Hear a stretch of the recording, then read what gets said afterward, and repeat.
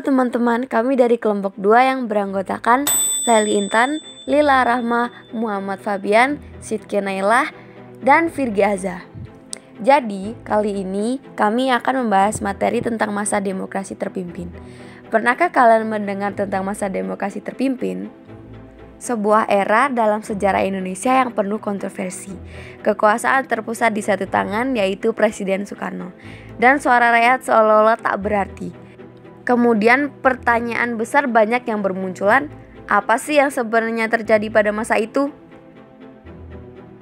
Kalian tahu kan, Indonesia punya dasar negara yang namanya Pancasila dan aturan dasar yang disebut Undang-Undang Dasar 1945. Nah, di masa demokrasi terpimpin dari 1959 sampai 1965 ada beberapa penyimpangan yang tidak sesuai dengan Pancasila dan Undang-Undang Dasar 1945 loh. Berikut ada beberapa penyimpangan yang terjadi.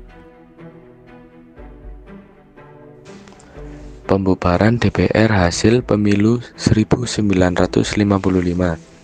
Dulu kita punya DPR yang dipilih oleh rakyat, tapi Presiden Soekarno membubarkan DPR yang dipilih tahun 1955 dan menggantikannya dengan DPR gotong royong. Anggota DPR baru ini tidak dipilih oleh rakyat, tapi ditunjuk langsung oleh Presiden. Sama juga dengan Majelis Permusyawaratan Rakyat Sementara atau MPRS. Anggotanya juga ditunjuk oleh Presiden, bukan dipilih oleh rakyat. Nah, tindakan ini menyimpang karena menghilangkan fungsi legislatif yang seharusnya independen.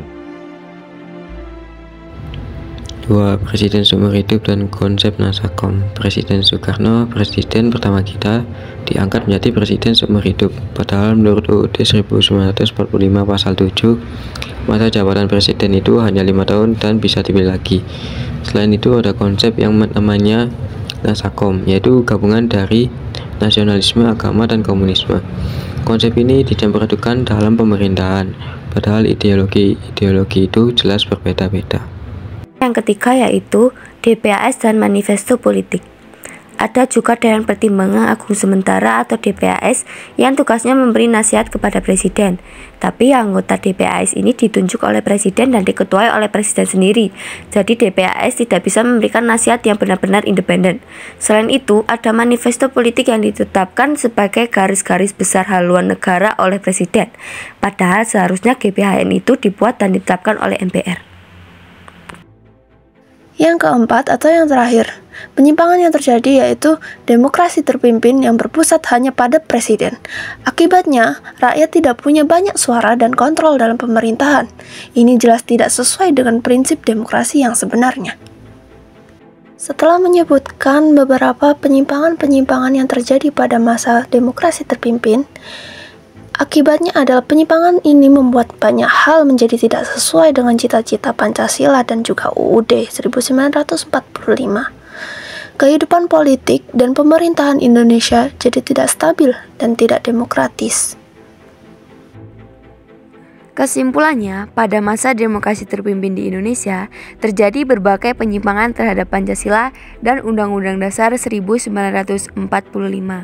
Penyimpangan-penyimpangan ini membuat banyak hal menjadi tidak sesuai dengan cita-cita Pancasila dan Undang-Undang Dasar 1945 yang dimana kehidupan politik dan pemerintahan Indonesia jadi tidak stabil dan tidak demokratis.